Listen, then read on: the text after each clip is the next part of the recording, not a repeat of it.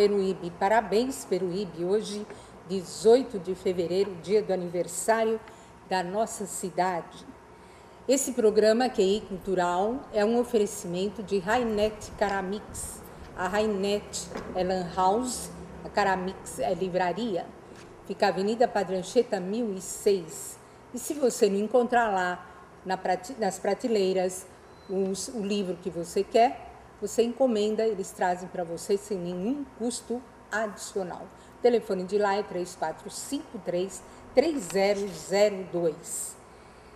E hoje eu vou conversar, o meu entrevistado de hoje é o doutor Luiz Carlos Farias. Boa noite, doutor. Boa noite. Tudo bem com o senhor? Tudo bom.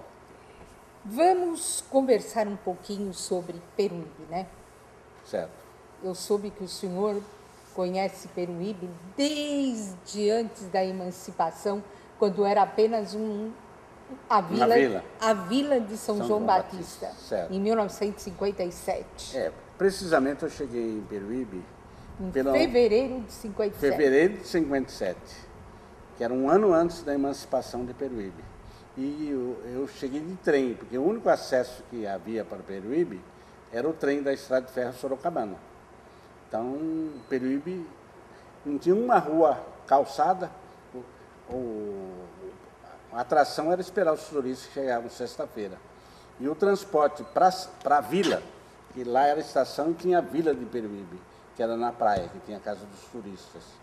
O transporte era feito por duas carroças, que disputavam o passageiro entre eles. E aí, Peruíbe não tinha nenhuma rua calçada. Quer dizer, quando o senhor veio em 57, o senhor se apaixonou, bebeu a água de Peruíbe gostei. E nunca mais, né? Tentei várias vezes sair daqui, mas volta. Essa água tem alguma coisa. Dizem, né? Quem bebe dessa água não abandona mais. Mas isso que o senhor falou é muito engraçado. Porque eu já vi muita gente reclamar, dizer, eu vou embora dessa cidade, que aqui nada acontece e tal. Aí passa uns 6 meses, um ano, a gente dá de cara com a pessoa na rua. Ué, você não foi embora? Aí eu fui, mas voltei. Eu já morei Todo mundo volta. Nesse interregno, morei em Ribeirão Preto, uma bela cidade. Certo? Morei em Sorocaba, morei em Piracicaba, também. Mas sempre voltei para Peruíbe. E agora eu acho que não vou sair mais daqui, certo? Mas definitivamente, como morador, o senhor veio em? 61. Quer dizer, foi uma paixão mesmo? Foi, eu até que em Peruíbe não tinha nada, eu me estabeleci com uma fábrica de blocos. E Peruíbe, a área da construção civil sempre foi forte.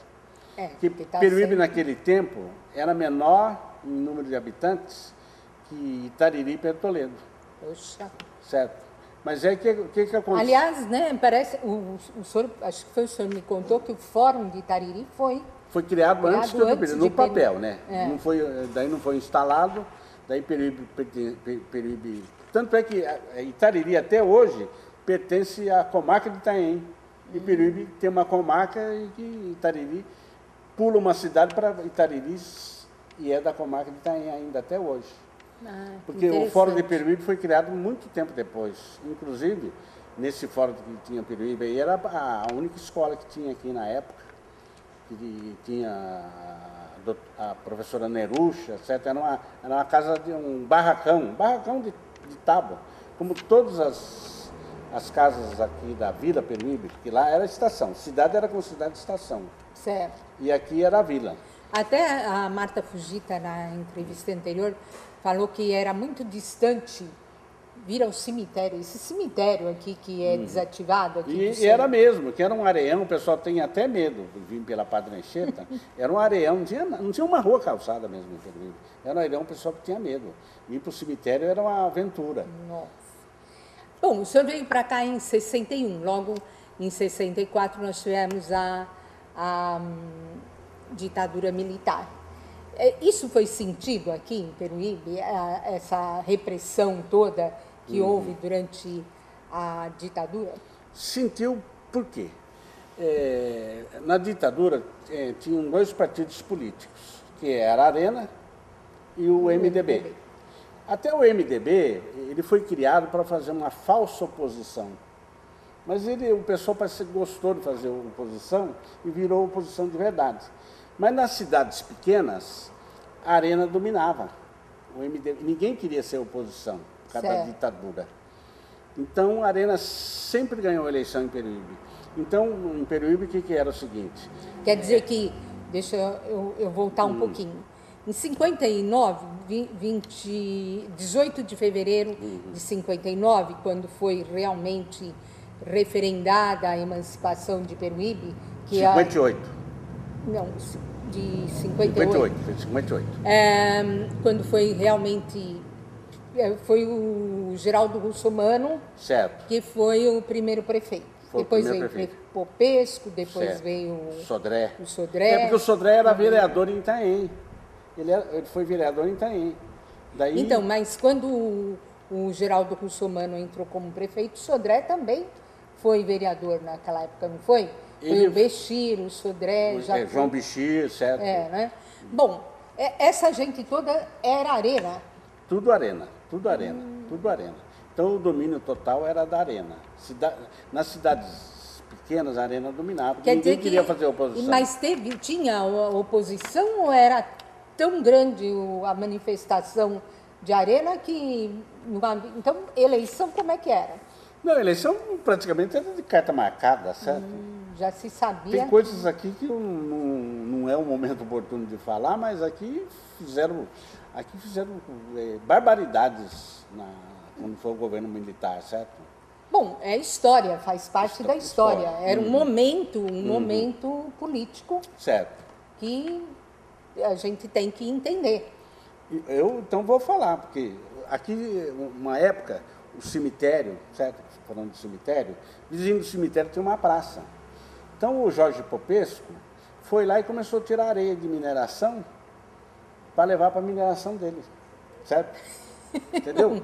A gente imagina que um período de repressão possibilita uma série de coisas. E se não havia um partido de oposição... Não, mas o que aconteceu, tinha um partido de oposição, tinha 2 vereadores para o MDB, eles entraram com uma ação popular contra o Jorge Popesco, que era o prefeito. Naquela época. E a testemunha contra o Jorge Popesco... E essa ação popular, quantos moradores tinha a cidade?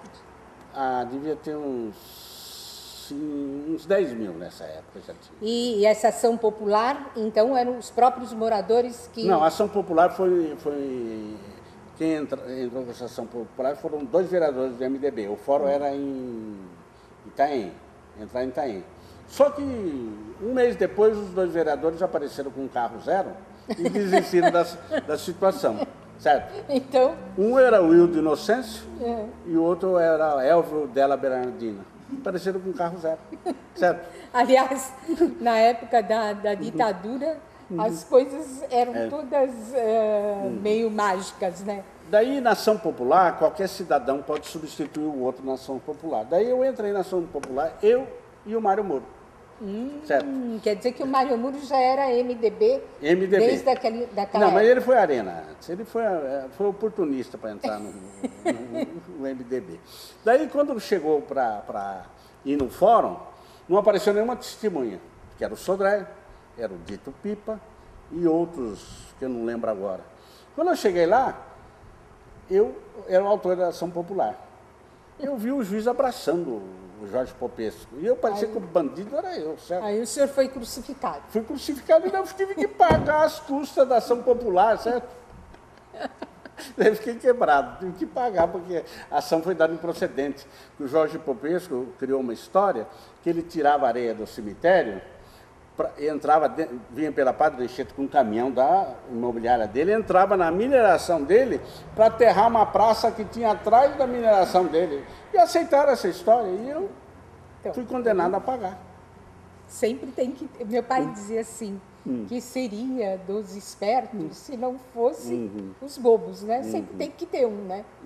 Bom, e a história da usina nuclear? Ela também foi nessa época. Então. A usina nuclear foi na época do governo Geisel, né? Então, pouca gente sabe, a primeira usina nuclear, que é a Angra 1, ela foi comprada dos Estados Unidos, que é da Westinghouse. Daí o Geisel como descendente de alemão, comprou 8 usinas nucleares, fez um contrato da Alemanha, certo? Daí, o que aconteceu? Fez um contrato de 8 usinas, iam ser 4 aqui em Peruíbe, nas praias mais bonitas, certo? Aquelas iam ser a Angra 2 e Angra 3 em Angra, e as outras seriam aqui, entre Peruíbe e Iguape. E daí o governo não falava nada, e daí eu descobri, que eu fui até com o repórter da Globo, que era o Carlos Nascimento, descobrimos que ia construir a usina nuclear aqui. Daí eu fui até Angra para estudar, porque os comerciantes ficaram tudo alegres, certo? Que o Peruíbe vai ser beneficiado, vai vir um monte de benefício, vão consumir aqui na cidade. Daí eu fui em Angra e constatei que é completamente contrário. Como lá eu percebi, todas as casas tinham luz acesa e ar-condicionado. O que eu fui ver? Eles não pagavam nem água nem luz, não pagavam IPTU, não pagavam nada, porque o governo dava de graça para eles, entendeu? Então a cidade era prejudicada, não recebendo o IPTU, certo? Certo, porque o governo subsidiava subsidiava tudo para estimular a construção da usina. Não era bem para estimular, não, é que o pessoal comprava. Era uma concorrência fraudulenta para o cara ter um comércio. Como era o comércio? O cara tem uma lanchonete na esquina, tudo construído pela Furnas. Na frente era a lanchonete e atrás ele morava. Ele não pagava nem água, nem luz, certo? Um comércio que gasta muita energia, ele não pagava nada. Então, o preço, ele vendia um refrigerante ali 50% mais barato que na cidade. Então, o pessoal ia consumir lá, o comerciante da cidade foi prejudicado nisso também.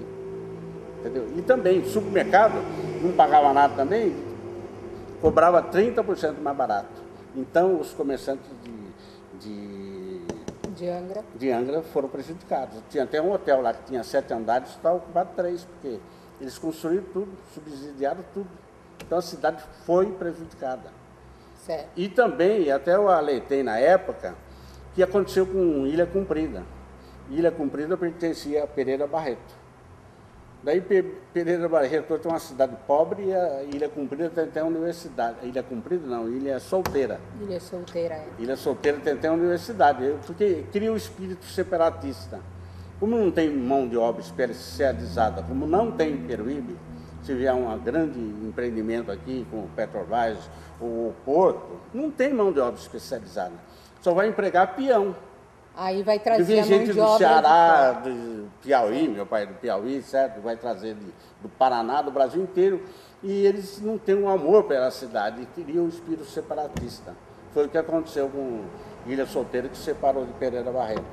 Pereira Barreto sempre foi prejudicado. Aí o senhor foi lá e constatou isso. Quando o senhor voltou a Peruíbe, o senhor encabeçou um movimento contra a usina nuclear. E escrevi, inclusive, um artigo que nunca foi publicado. Né?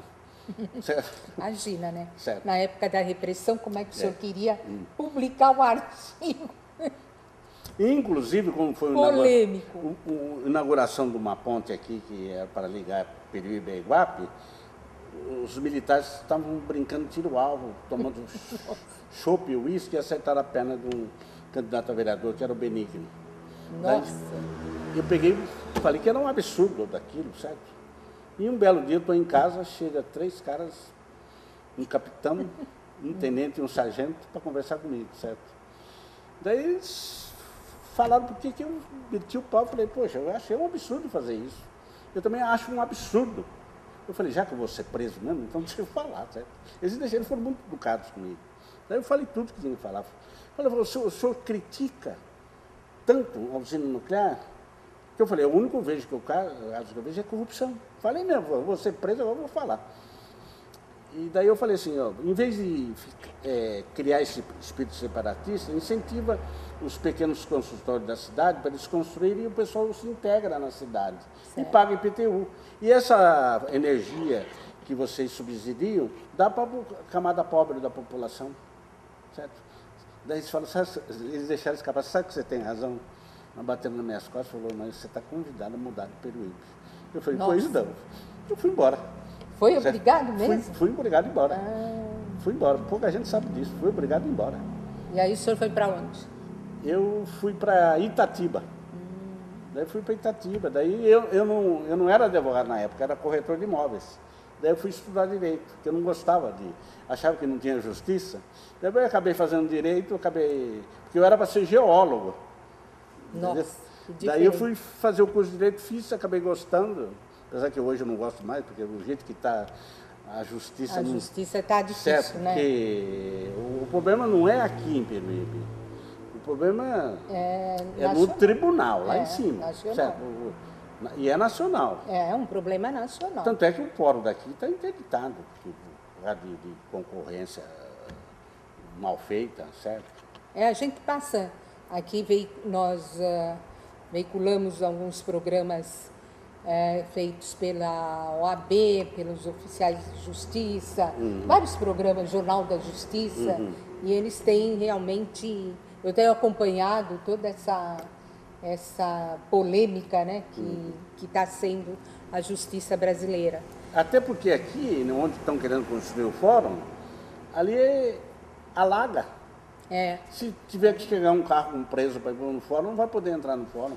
Mas eu acho que até não é nem só o problema do alagamento, mas tem a prefeitura e a Câmara Municipal, também, né? Tem. Ali era a antiga rodoviária que afundou os moradores antigos do Peruíbe, sabe que ali afunda. Ali precisa fazer um estaqueamento de mais de 20 metros. Vai gastar muito ali para fazer coisas que a gente não... E Peruíbe está cheio de elefante branco que poderia ser o fórum. Por exemplo, o Hotel Glória, que era do Estado. Ali poderia passar todas as linhas de ônibus. Eu acho que poderia, essas pessoas que estão ocioso aquele prédio, ceder para ser o fórum. Certo? A pessoa fala que gosta do Peruíbe, então vou dar essa sugestão. Ceda para ser o fórum. Ali tem estacionamento, tem todas as linhas de... Mas parece que a coisa é bem mais complicada. É bem complicado, bem mais complicado. Esse fórum aqui não tem condições de trabalho com esse calor, porque o prédio é inadequado. Ali já foi escola, que eu falei, ali já foi salão de baile, foi tudo. Agora foi ser Agora é fórum. Bom, então essa política de repressão expulsou o senhor de Peruíbe? Expulsou. Aí o senhor passou um tempo, voltou. O senhor voltou ainda dentro desse período de repressão ou depois da anistia? Eu voltei depois da anistia, certo? Então, durante todo esse período, o senhor ficou fora? Fiquei fora. Foi quando o senhor se formou, aí voltou como advogado. Porque falaram que eu estava preso, falaram que isso, falaram tudo, certo? Porque eu também... Imagino, né? Uma cidade que tinha, na época, 10 mil habitantes, a fofoca que deve ter acontecido aqui na cidade, né? Bom, então o senhor voltou depois da anistia, que foi em 79, né? 79, Mas eu esperei um pouco mais ainda, eu voltei em 84, parece, certo? Quando foi criado o fórum aqui também. Teve muita gente que não acreditava muito na anistia, né? Não. Falava assim, não, vou esperar mais um pouquinho, vou ver o que está acontecendo. Bom, aí o senhor voltou em 84. O senhor tem acompanhado bem a política desde 84? A questão da verticalização da cidade. Como o senhor vê isso, né? Que isso a cada 4 anos, quando muda o governo, volta essa conversa, né? Sempre tem alguém querendo a verticalização, que eu sou totalmente contra. Mas eu não estou aqui para botar a minha opinião, né? É a sua opinião. O que o senhor acha disso? Eu sou completamente contrário à verticalização. Inclusive, no domingo passado, saiu um artigo, domingo passado, retrasado, na Folha, que Camboriú não tem mais sol. Os prédios, a pessoa fica na sombra e não... Fica na sombra, não vai tomar sol. É o que aconteceria aqui, né? Com certeza. Se fizesse na orla da praia prédios de apartamento, acabaria com... E daí aqui teria o problema também do vento, porque o vento vem de sul para norte. E a gente teria o chamado vento enganado e arrancar telhado de muita casa. Também teria esse lado, certo, né? Fora a sombra. E fora outra coisa, não tem... Até esse prédio aí que construíram, quem construiu esses o prédio redondo. O redondo e os outros, foi na época do Jorge Popesco, que ele tinha imobiliário Novara, ele conseguiu aprovar aqueles prédios, Tudo foi construído. Bom, aliás, foi construído lá, né? E ficaram aí, tá certo. Até uma coisa assim, digamos, turística, né? O pessoal vem, parece o Copan, né? Mas depois isso foi totalmente proibido. O senhor participou disso, de quando houve essa proibição? O senhor se lembra como foi essa época que se parou de construir prédios altos na orla? Porque o pessoal começou a criar revolta, porque não tinha tratamento de esgoto. Um prédio daquele, como o Redondo, com 15 andares, com 18 apartamentos, são 540 apartamentos. Na época de temporada, sem tratamento de esgoto, ali passa um riacho atrás. E aquilo leva para o rio, polui nossas praias. Ali era até chamado de pinicão. Pinicão é bom. Certo. Pinicão.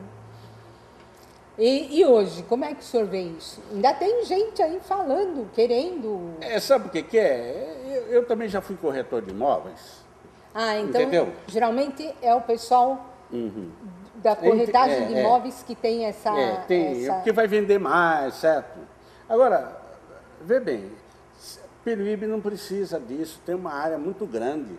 Peruíbe tem área até Itaém que está livre ainda.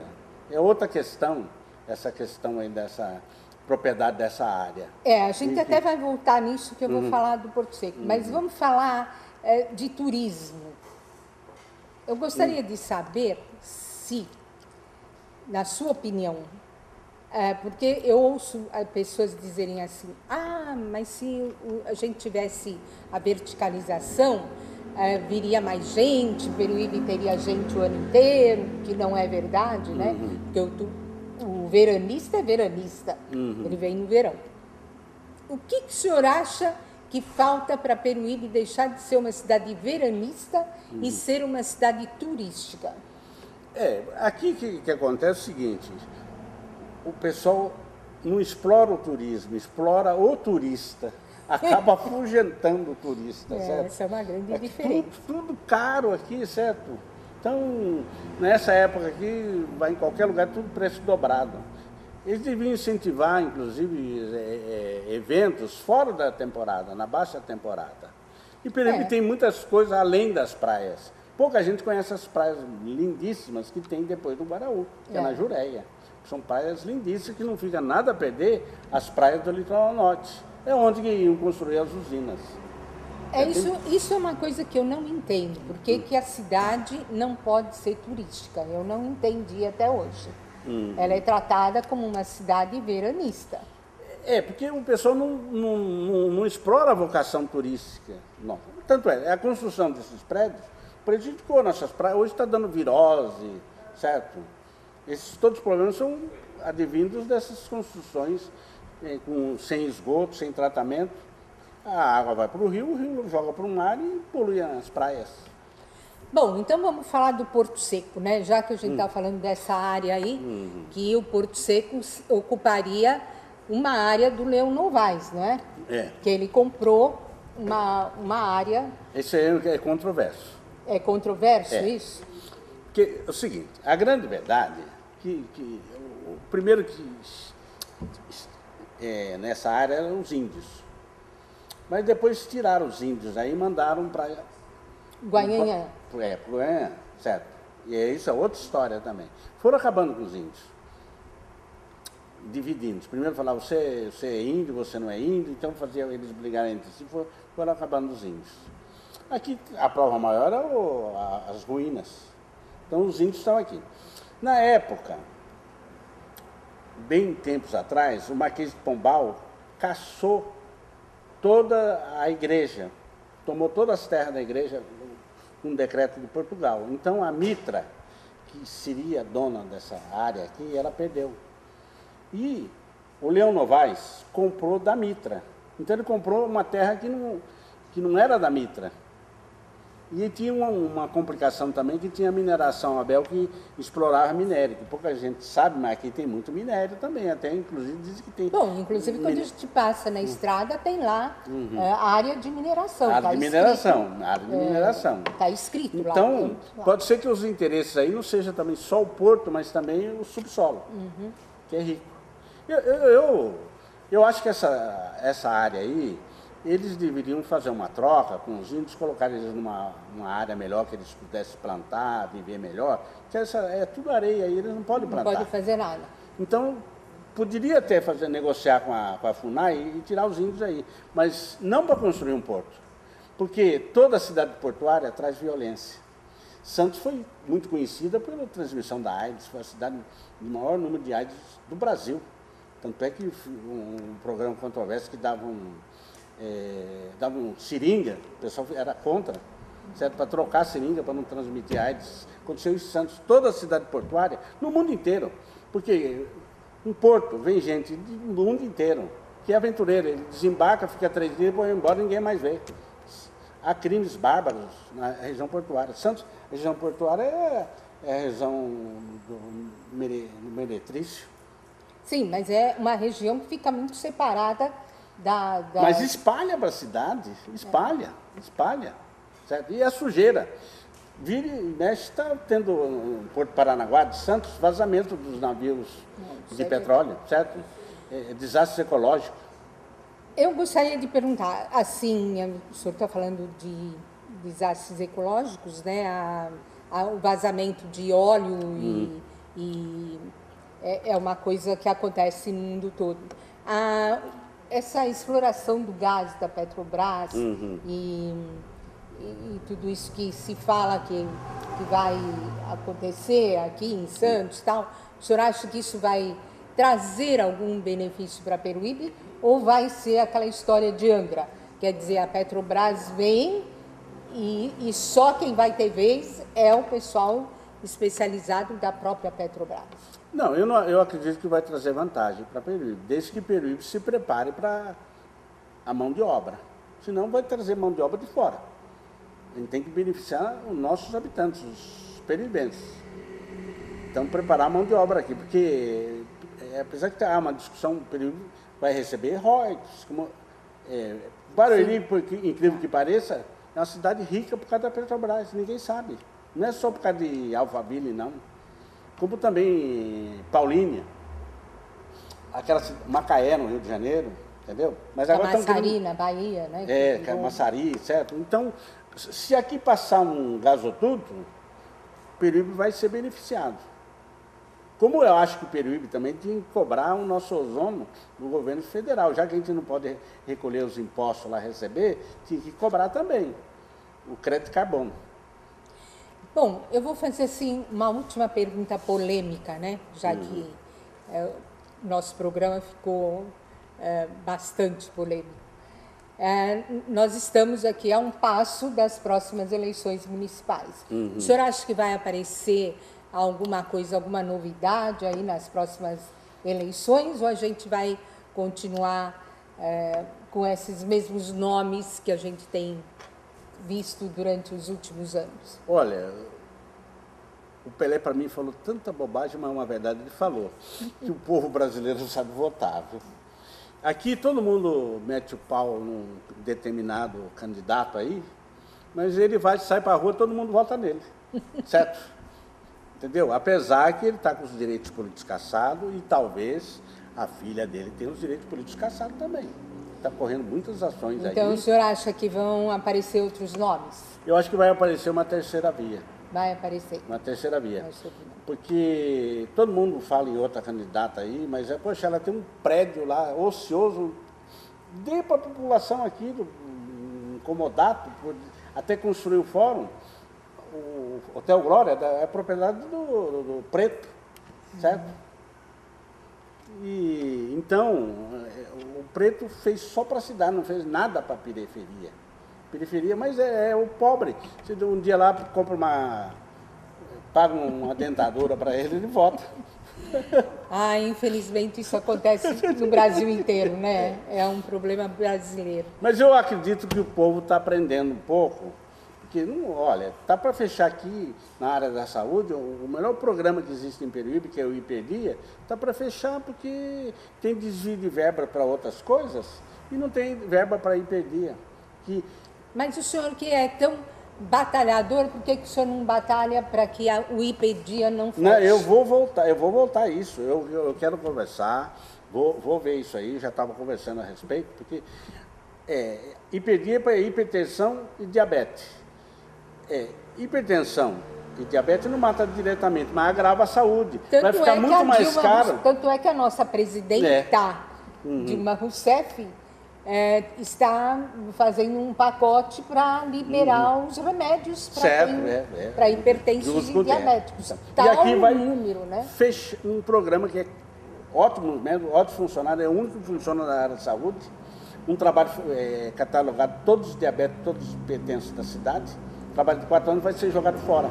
E o hipertenso vai ter ataque cardíaco. Vamos alertar aí os nossos vereadores, a nossa prefeita, e pedir para que isso não aconteça. Não é verdade? Eu acho eu perder um trabalho, jogar fora um trabalho muito bem feito. Certo? Tá de parabéns o IPEDIA. Mas por motivos que eu ignoro, certo? Mas tem verbas aí para concorrências fraudulentas, a limpeza de umas firmas aí tem, né? Mas agora para um programa sério desse, que é para os idosos, até para a camada pobre da população, certo, que ganha um salário mínimo, como é que vai comprar um remédio caro de... Pois é. Doutor Farias, agradeço demais a sua presença. Adorei fazer esse programa, foi coisas que eu nunca imaginei sobre Peruíbe. E acho que o telespectador também vai gostar de saber todas essas coisas que o senhor nos contou. E deixo aí para o senhor despedir-se. Eu quero despedir, certo? Vamos desculpar a franqueza, eu dou direito à resposta de todos os nomes que eu citei aqui, certo? Até porque eu vou pré-anunciar, eu devo fazer um programa aqui na TV Vale das Artes, que talvez o nome seja A Hora da Saudade, para falar, para resgatar a história de Peruíbe. Então, morrendo todos que têm a história de Peruíbe, a história de Peruíbe já está indo para baixo. Daqui a pouco não tem mais ninguém para contar a história, certo? Né? Se o senhor demorar muito para decidir isso. Será um prazer tê-lo aqui, então, resgatando a história de Peruíbe. Daí vai ter direito a resposta para todo mundo. Tá certo. E eu agradeço a atenção, gostei muito de a gente precisar resgatar a história de Peruíbe. E eu acredito em Peruíbe, certo? Apesar de tudo isso. Peruíbe é uma cidade nova ainda, né? Também acredito em Peruíbe. Gente, terminamos aqui o programa QI Cultural desse dia 18 de fevereiro, aniversário da cidade de Peruíbe, desejando muita, mas muita paz e felicidade para todos nós, munícipes dessa cidade maravilhosa. Até a próxima. Tchau, tchau.